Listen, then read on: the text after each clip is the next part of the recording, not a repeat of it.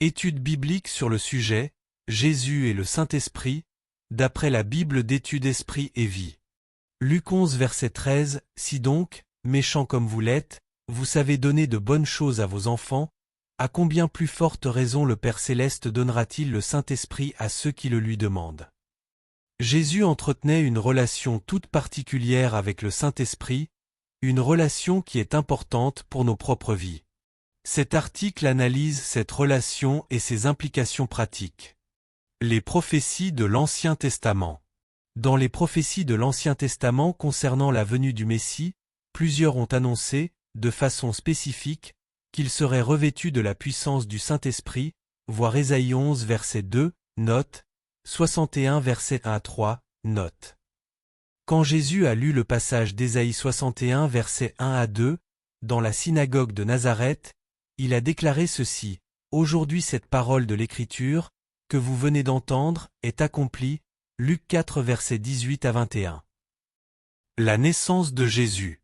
Matthieu et Luc déclarent, explicitement et sans équivoque, que Jésus est venu dans ce monde grâce à l'intervention miraculeuse de Dieu.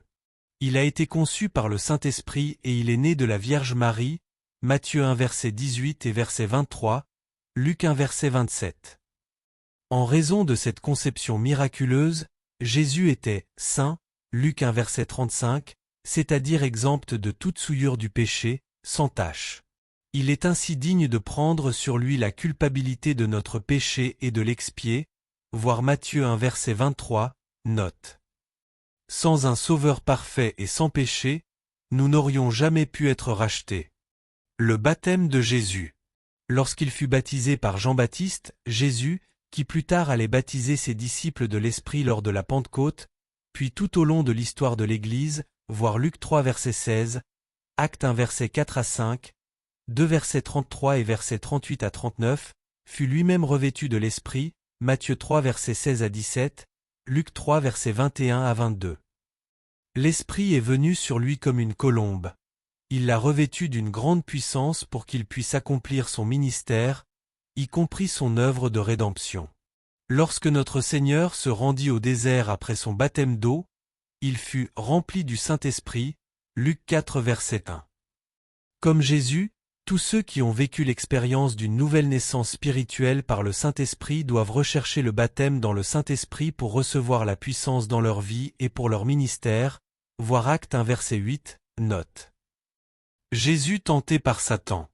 Immédiatement après son baptême, Jésus fut conduit par l'Esprit dans le désert pour être tenté pendant 40 jours, Luc 4 versets 1 à 2.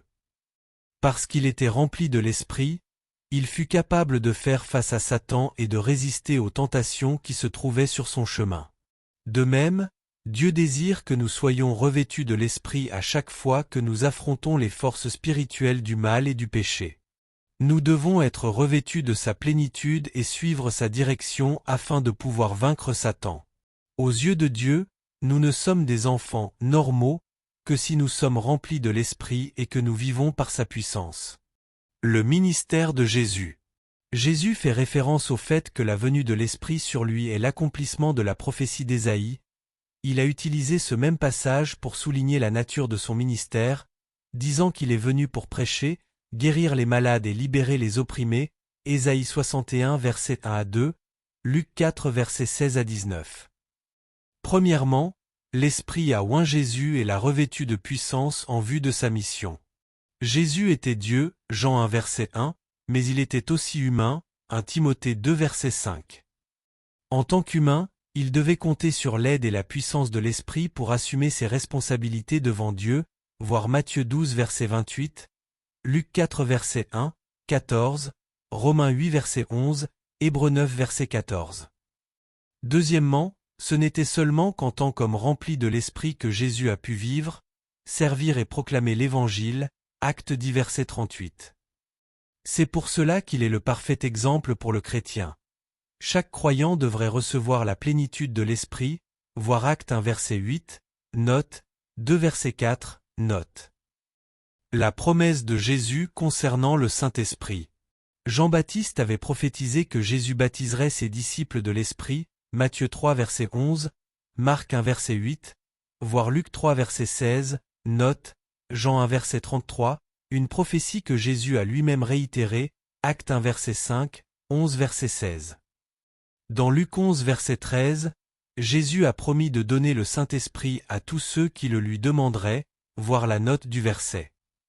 Tous ces versets font référence à la plénitude de l'Esprit que Christ a promis de donner à ceux qui étaient déjà des enfants du Père Céleste, promesse qui fut accomplie pour la première fois à la Pentecôte, voir Actes 2 verset 4, note, et qui demeure pour tous ceux qui sont ses disciples et qui désirent être baptisés du Saint-Esprit, Actes 1 verset 5, voir 2 verset 39, note. La résurrection de Jésus. Par la puissance de l'Esprit Saint, Jésus a été ressuscité d'entre les morts et a de ce fait été reconnu comme le Messie véritable, le Fils de Dieu.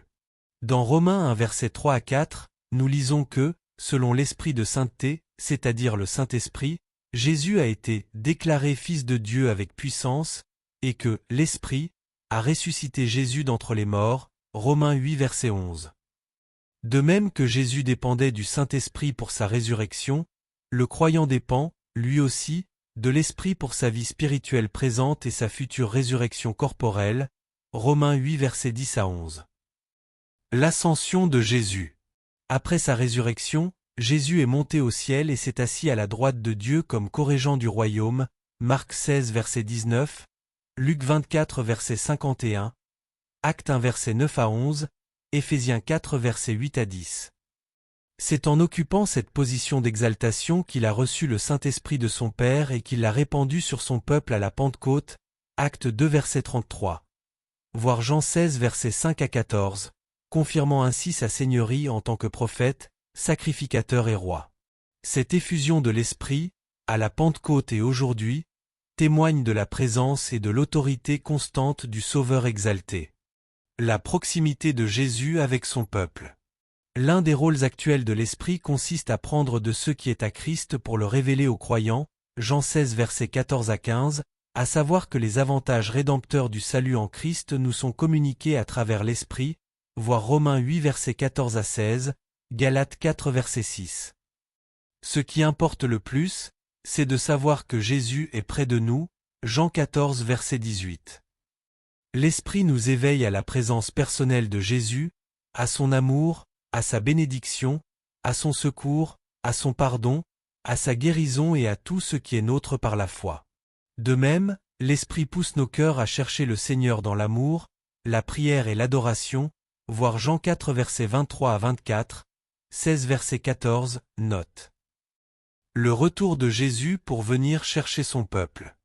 Jésus a promis de revenir chercher ses fidèles pour qu'ils soient toujours avec lui, voir Jean 14 verset 3, note, 1 Thessaloniciens 4 versets 13 à 18. Ceci est l'espérance bénie de tous les croyants, Tite 2 verset 13, l'événement pour lequel nous prions et après lequel nous soupirons, 2 Timothée 4 verset 8. L'Écriture révèle que le Saint-Esprit pousse nos cœurs à invoquer Dieu pour que notre Seigneur revienne bientôt. L'Esprit affirme que notre rédemption ne sera pleinement accomplie qu'au moment du retour de Christ, voir Romains 8 verset 23. Dans les derniers versets de la Bible, le Saint-Esprit a inspiré les paroles suivantes à Jean. Viens, Seigneur Jésus, Apocalypse 22 verset 20.